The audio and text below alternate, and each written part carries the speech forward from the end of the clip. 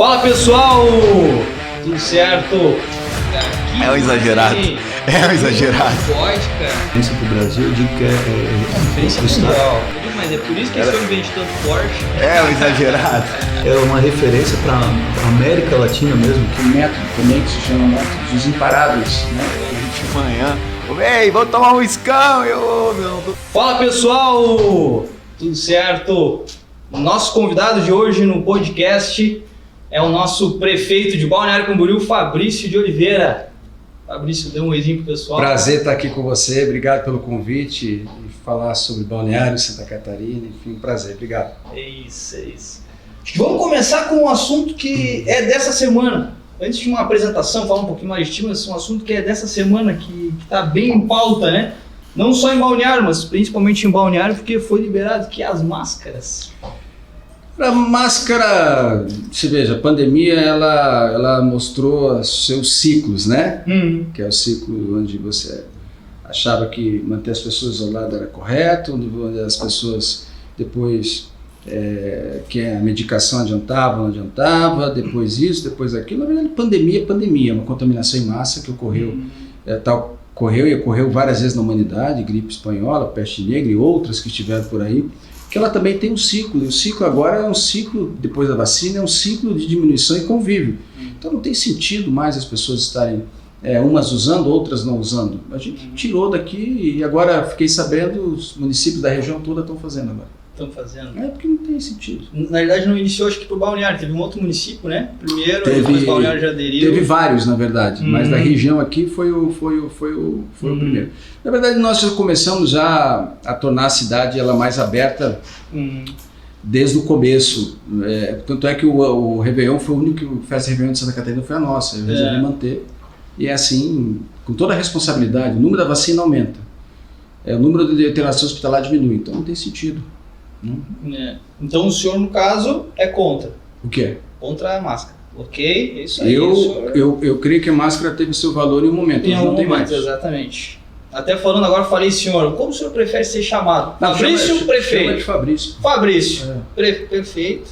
Prefeito perfeito. Chama de Fabrício, tá tudo certo.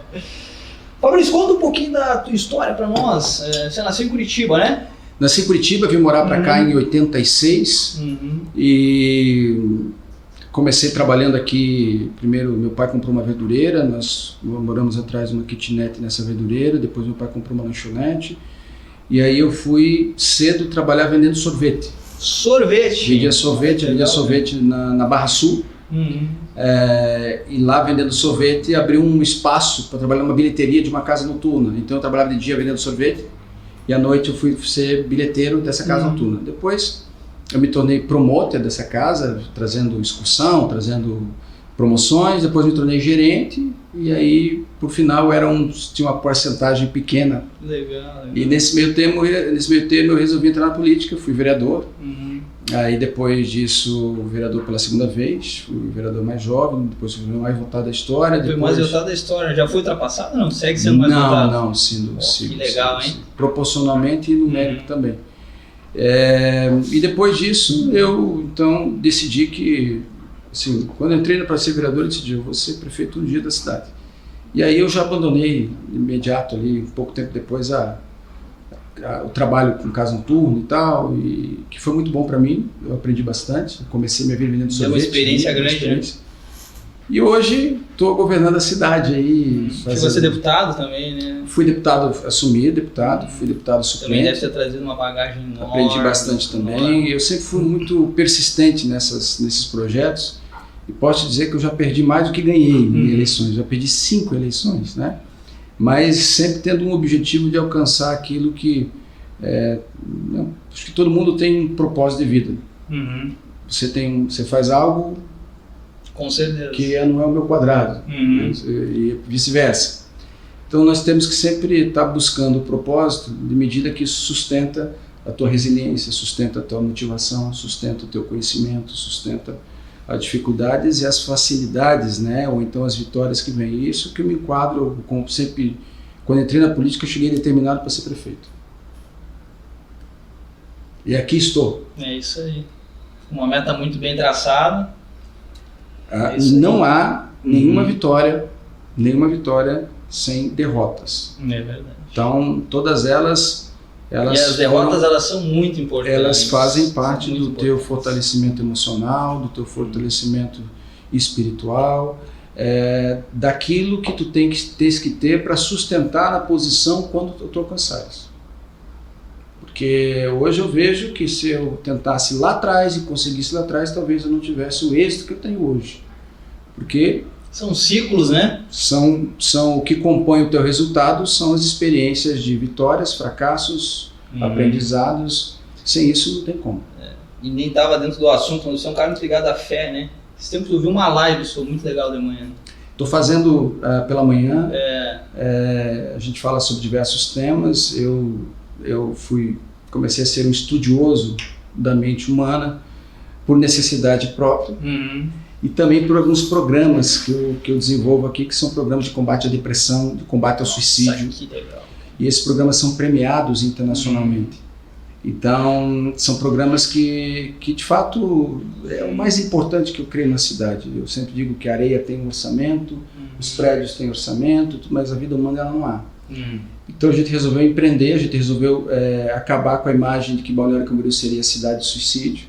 A gente de fato tem vários programas nesse sentido, e aí eu, por necessidade e por aprendizado, eu comecei a desenvolver o estudo sobre neurociência, sobre desenvolvimento humano, iniciativa própria, e onde eu faço vários trabalhos em relação a isso. Eu abri também uma empresa junto com a minha esposa de treinamento e desenvolvimento humano, né?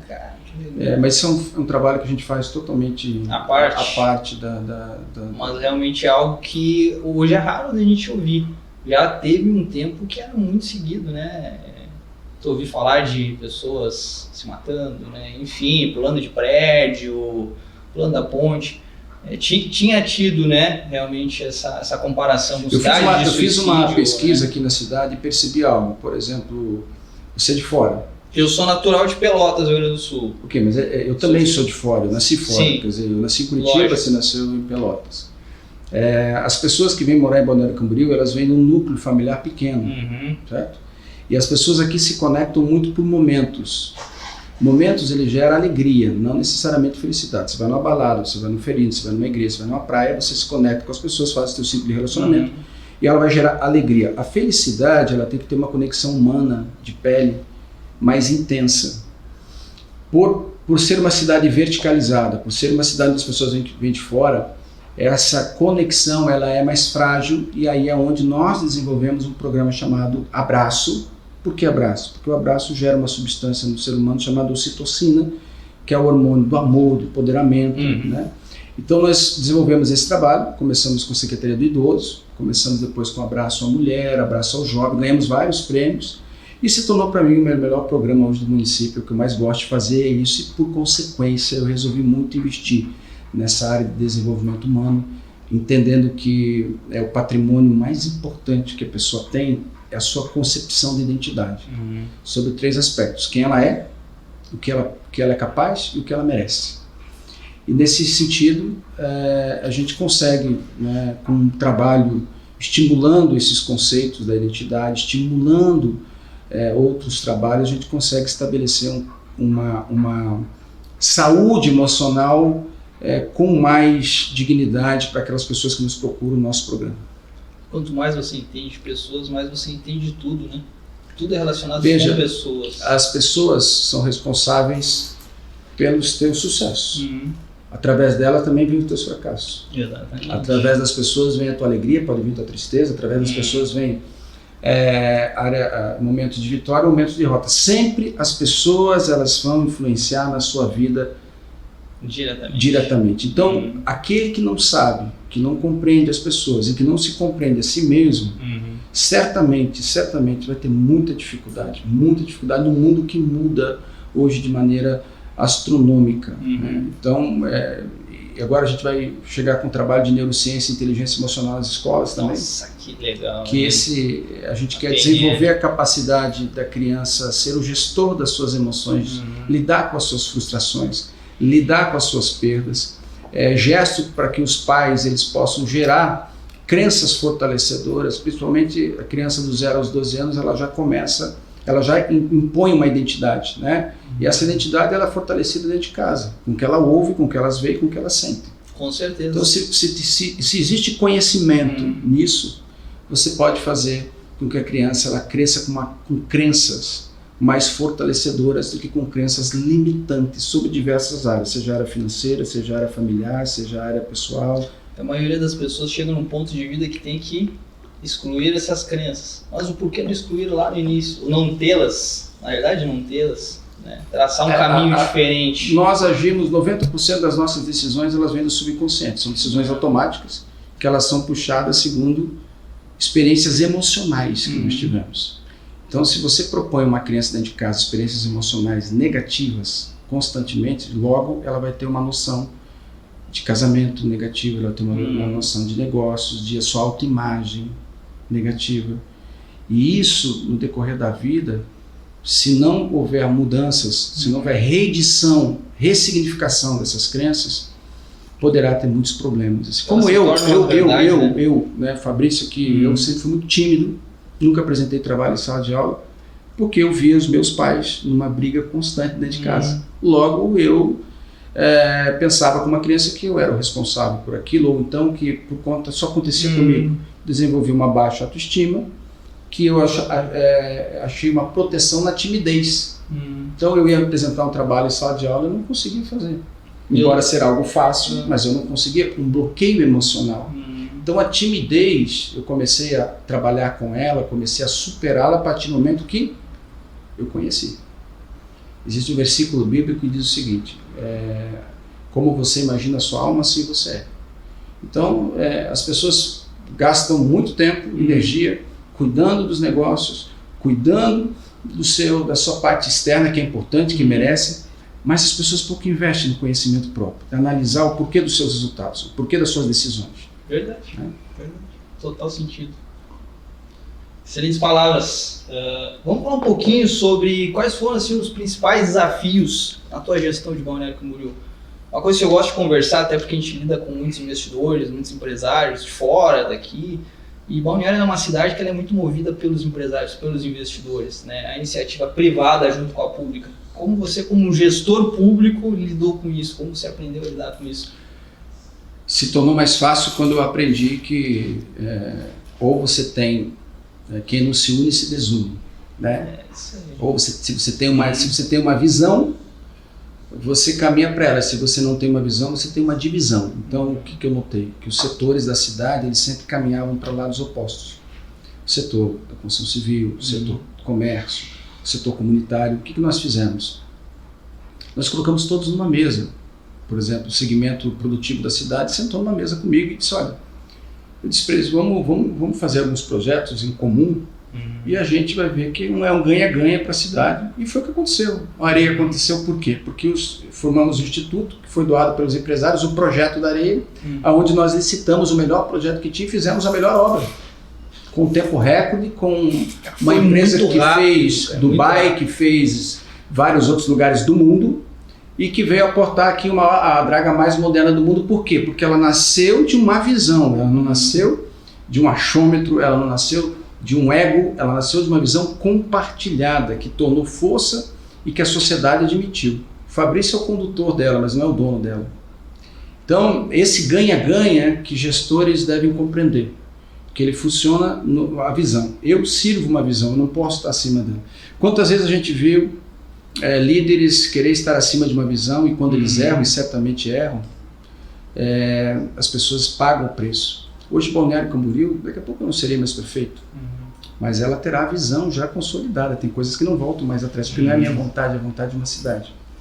Então, esse ganha-ganha que se faz através de uma visão compartilhada, que ele dá hoje, que foi o meu maior desafio enquanto gestor. A partir do momento que nós fizemos isso, nós conseguimos tirar do papel muitos projetos. Eu abri aqui uma empresa municipal, ABC Investimentos, que ela faz toda a migração para o setor privado, com países, para que nós possamos trazer investimentos internacionais para cá. Fiz também vários modelos de parceria público-privada porque isso desonera o poder público. Eu terceirizo o serviço, porque o poder público tem que cuidar de algumas poucas áreas. Ele não pode querer fazer tudo, porque ele acaba enchendo a máquina. O poder público, muitas vezes, ele é lento, ele é incompetente para algumas ações. A gente tem que admitir isso, não tem que ter pudor para falar isso. Lógico. E isso é o que eu estou fazendo. Eu estou diminuindo muito aqui o tamanho da ascensão do poder público sobre o serviço da cidade. Então, um exemplo de limpeza. Eu assumi, a cidade estava suja. Havia centenas de funcionários que não eram coordenados de maneira eficiente, porque também a licitação, há uma série de imposições. Nós terceirizamos, a cidade é limpa. Eles têm metas a cumprir e eu fiscalizo essas metas, né? Então, por exemplo, o setor público, eu não vencia mais construir escola e creche aqui.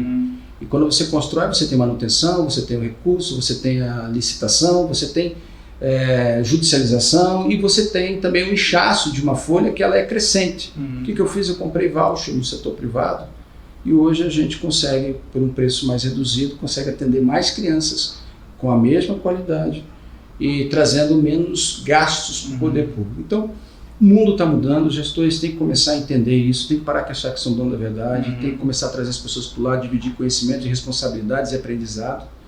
E creio que isso que é o maior fator do nosso sucesso. E como você vê como gestor hoje de Balneário ser cada vez mais conhecida como Dubai brasileira? Tá, realmente, Balneário está hoje, o pessoal de fora chama muito de Camboriú, né? Não chama de Balneário, Camboriú, né?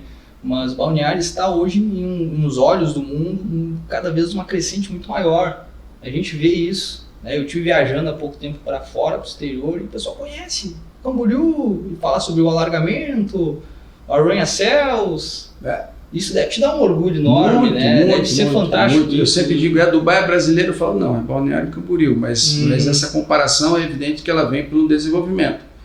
E isso faz com que investidores cada vez mais procurem. Veja, quem pandemia foi o nosso maior crescimento. Por que foi o nosso maior crescimento? Porque eu entendi que pandemia, crise, resguardando evidentemente as perdas que nós tivemos na área da saúde, as mortes, que isso são irreparáveis, mas momento de dificuldade é momento de oportunidade. Momento de dificuldade é sempre um momento que você pode transformar isso em crescimento. Assim foi após a Primeira Guerra Mundial, após a gripe espanhola, após a Segunda Guerra, a crise do petróleo. Então, a pandemia fez com que o mundo precisasse se reinventar. Balneário Camboriú fez areia no momento de pandemia. Nós fizemos a vinda das maiores empresas de investimento turístico, Roda Gigante, outros parques temáticos. O Aquário já havia aberto, mas abriu o Museu de Carros Antigos, agora vai abrir outros 2 parques. Nós oportunizamos e eu abaixei impostos agora. Eu abaixei, por ir na contramão, para trazer empresas da área de inovação. Por que tem que discutir economia lá na Faria Lima, em São Paulo? Por que tem que discutir tecnologia e inovação lá no Vale do Silício? Nós vamos discutir aqui em Balneário Camboriú, onde tem um ecossistema a cidade mais saneada hoje de Santa Catarina, vamos ser a mais do sul do Brasil agora, até o final do ano.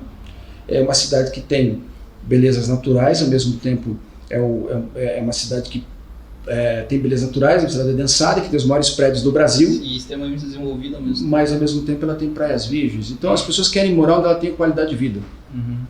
Eu vou agora lançar o meu sistema de compliance, de gestão pública, porque isso é uma segurança para o investidor, saber que a cidade ela tem uma organização jurídica e de gestão, que ela pode dizer que o gestor pode se relacionar com o poder público sem ficar com aquela peste de estar tendo um relacionamento ruim, né, ruim, que possa dar problema. Então, todo esse trabalho, ele nos mostra que, de fato, você pensar pequeno ou grande, o trabalho é o mesmo. Então, eu vou para trás do que é grande. Eu viajo, eu vou para outros países divulgar a cidade. Eu vou anunciar agora, eu vou anunciar agora um investimento do exterior muito grande para a cidade. Eu não posso falar aqui agora, mas eu vou anunciar na área do turismo, vai ser fantástico. Mas o que é isso? Eu fui lá bater na porta. A cidade é isso aqui. Ponto final. Então, essa deve ser a nossa leitura, né? Tratar e usar o que há de mais precioso, que são as pessoas para nos ajudar. E legal que os empresários também fazem isso. Não só você, né? Os empresários também visitam e expõem Balneário, né? Querem trazer, isso é legal. Por que é importante eu estar aqui com você hoje? Porque eu tenho certeza que o alcance do teu programa, do teu podcast, ele pode chegar a possíveis investidores, ele pode chegar a possíveis formadores de opinião que vão falar e vão despertar curiosidade sobre a cidade.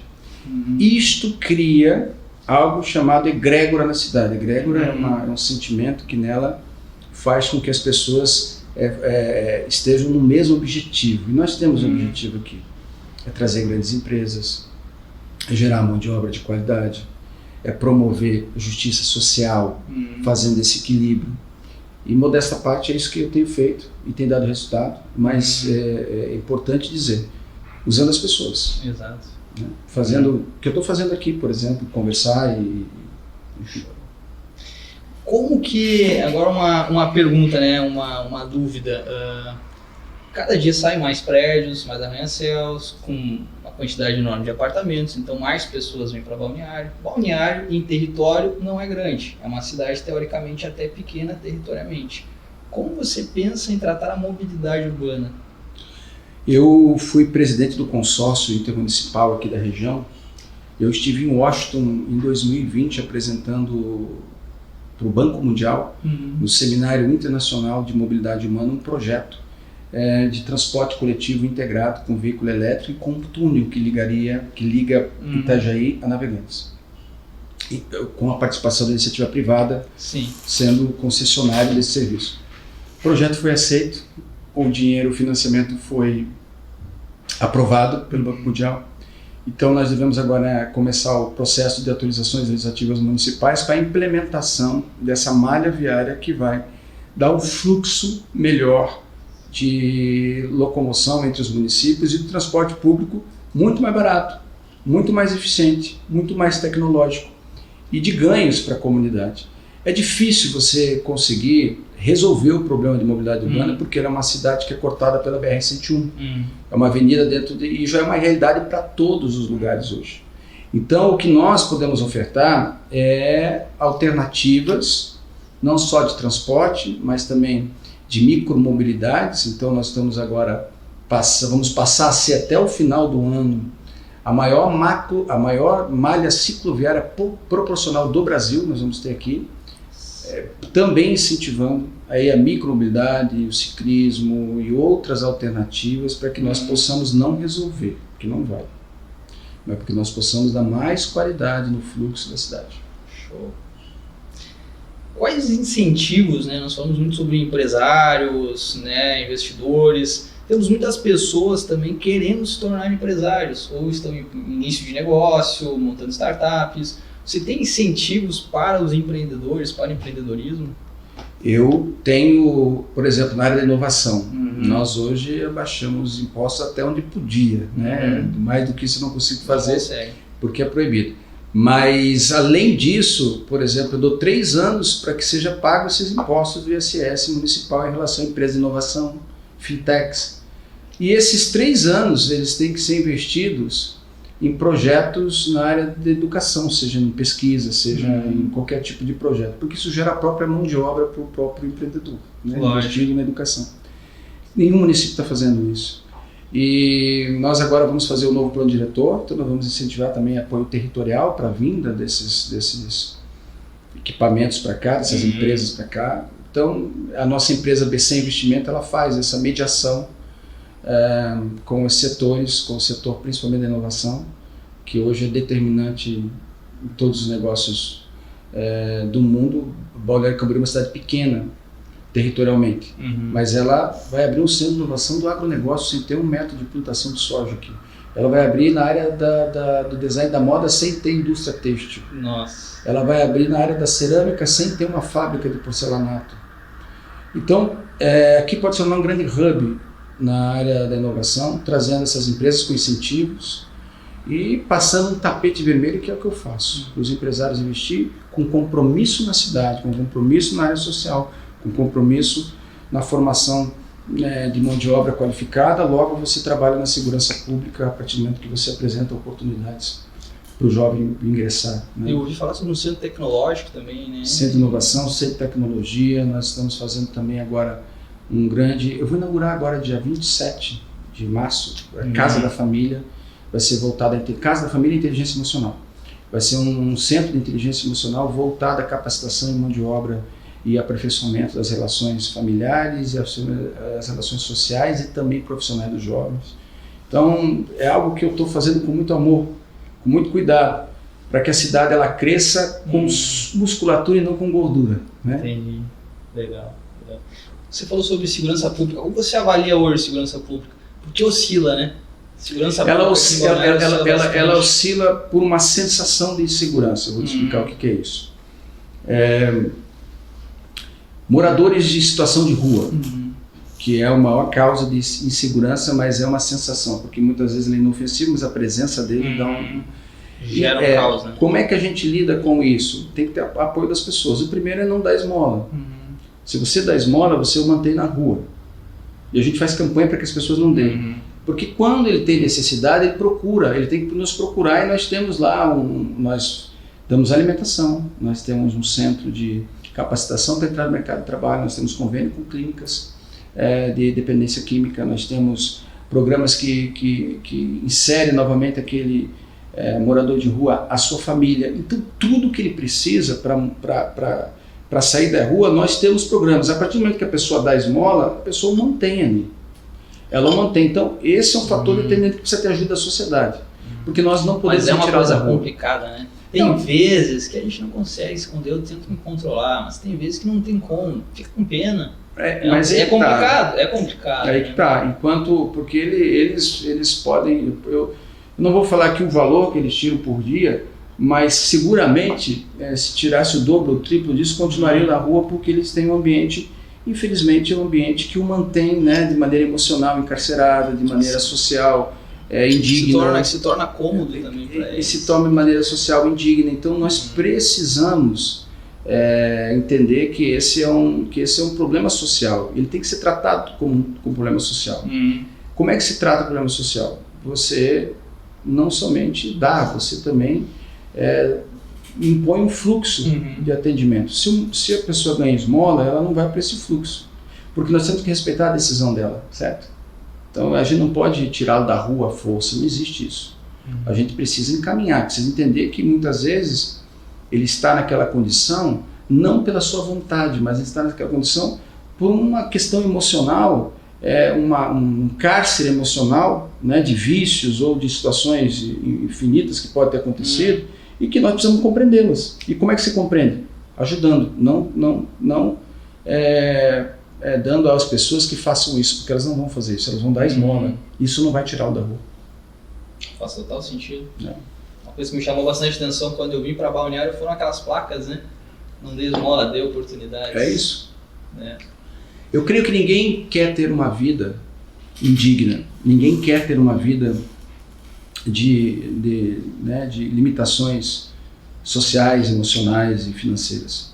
Mas há um caminho para que essas crenças elas possam ser mudadas, essa concepção de identidade que nós falamos desde o começo. E o caminho é um fluxo que tem que ser. Se nós queremos muitas vezes mudar um comportamento, a gente sente dor, a gente tem resistência. Qualquer trabalho tem resistência. A gente não consegue mudar o passado, né? Você consegue mudar o futuro. Então essa resistência ela precisa ser ajuda de todos para ser quebrada. Quer deixar que nós façamos o nosso trabalho. Para encerrar agora, que a gente já está com o tempo avançado, vamos falar um pouquinho sobre o futuro, Fabrício. Não só o futuro de Balneário Camboriú, mas também o teu futuro. Né? Temos eleições esse ano, né? Temos o governo. Fala um pouquinho sobre como é o teu planejamento e como você vê Balneário nos próximos 5 anos. Vamos falar sobre uma visão dos próximos 5 anos também de Balneário Camboriú. Balneário, nós teremos a nova orla, que agora temos a praia, agora teremos a nova urbanização, vai começar agora. Nós estamos... E há de se dizer que eu, como morador de Balneário, afirmo, só ficou fantástica a praia. Ficou muito boa. 5h30, 6 horas da tarde tem sol. Sempre foi uma reclamação. Não tem sol na praia. Ficou muito boa. O sol nunca foi o problema para nós ali, a sombra e tal, mas enfim, ficou muito bom.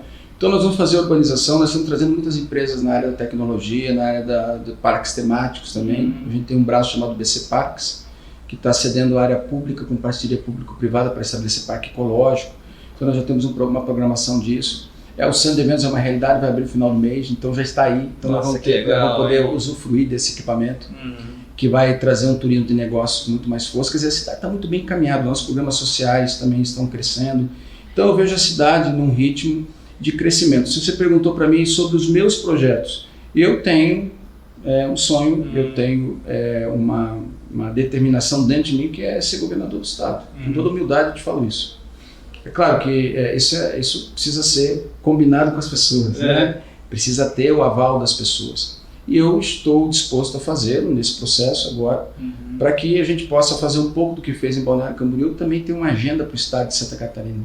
O estado que está sem agenda, um estado que está um estado próspero, um estado que tem uma genética empreendedora. É um estado muito próximo. Mas é um estado que pode e deveria hoje estar usufruindo de uma condição das suas condições naturais, das suas condições sociais, das suas condições culturais, para ter uma agenda trazendo as melhores empresas do mundo para cá, para ter uma agenda trazendo um modelo de turismo diferenciado, para ter uma agenda em que possa estabelecer as igualdades de desenvolvimento humano em todas as regiões. Não tem sentido o Balneário Camboriú ter o melhor IDH do estado, um dos melhores do Brasil, e ter regiões em algumas cidades do nosso estado e ter um desenvolvimento humano abaixo de cidades do Nordeste, por exemplo, sem aqui desmerecê-las. Mas essa é uma verdade, essa equação ela tem que ser feita longe dos conchavos políticos que você simplesmente dá nisso, você compõe alianças trocando cargos, e isso é possível. Em Balneário Camboriú, se tem algo que... Os meus secretários, eles não têm filiação partidária, eu não impus a eles filiação partidária. Claro que a política é importante, ela tem que haver. Mas eu não chamei segundo a sua filiação partidária, eu chamei segundo a sua capacidade. Se não tem capaz, eu troco. Que não é tão somente currículo, muitas vezes é condições também emocionais de superar os desafios, enfim. Então o Estado ele tem que ser gerido de maneira mais responsável, de maneira mais transparente, e nesse sentido, aqui eu me coloco à disposição para levar isso, um pouco que nós aprendemos aqui, levar para o Estado de Santa Catarina. Legal. Fabrício, vamos encerrando, tá? Deixa para o pessoal as tuas redes sociais, como as pessoas podem te acompanhar. Não sei se você tem canal no YouTube também. Não tenho canal no YouTube, mas eu faço uma live pela manhã. Faço toda manhã, muito legal. Faço a live às vezes pela manhã. Toca também, né? Toco. Nossa. Minhas filhas participam, não sabem. Eu faço em casa. Legal. Lá em casa, a minha filha vem, derruba, vem, chora e vem rir. E é legal mostrar a simplicidade também. Mas é minha vida. Isso é fantástico. É minha vida. Fantástico. A gente erra, a gente acerta, a gente tem problemas, a gente tem dificuldades, né? Tem dores e tem alegrias como todos, né? Mas eu faço a minha live pelo Instagram, Fabrício Oliveira BC, Facebook também, enfim, lá pode me acompanhar, entre em contato comigo, para que a gente possa... Qual o horário das lives? 7h30. 7h30. Eu estava fazendo 7 horas, agora estou fazendo às 7h30. Legal. E tem sido muito proveitoso. Imagino. Falo sobre todos os assuntos e essa semana, eu estou falando sobre identidade. Para mim é muito importante, eu gosto de fazer isso. Que gera também esse contato, nessa conexão com todo mundo. Eu e minha esposa, a gente está fazendo um método também que se chama Métodos Os Imparáveis, né? Legal. A gente vai lançar agora, um método de sucesso dentro e fora de casa, desenvolvimento humano, desenvolvimento pessoal, desenvolvimento na área da liderança, na área da criação de crenças, perfis comportamentais, como é que a gente lida com isso, para empresas, para a família, técnicas de comunicação eficiente, né? Às vezes as pessoas estão dentro da mesma casa, elas falam o mesmo idioma, não necessariamente a mesma língua. E isso tem que compreender que cada um tem um perfil comportamental, né? Então a gente gosta muito disso, a nossa vida assim, justamente treinar, e treinando a gente se permite ser treinado também.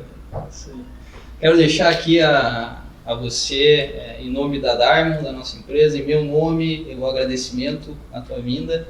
Realmente foi um momento muito especial, uma conversa muito proveitosa mesmo. Agradecer mais uma vez a tua vinda. E, cara, muito sucesso, Fabrício. Tudo de melhor. Realmente que as eleições sejam conforme o esperado esse ano, que Balneário siga esse crescimento que todos nós queremos, todos nós, acredito que todo morador e todo empresário, toda pessoa que vive Balneário só quer ver ela crescer, expandir cada vez mais. E todos também somos muito gratos a ti a isso. Que agradeço mais uma vez a oportunidade, me coloco à disposição. E logo, logo a gente vai anunciar novos projetos para a cidade e tenho certeza que isso vai ser muito bom. Muito obrigado pela oportunidade.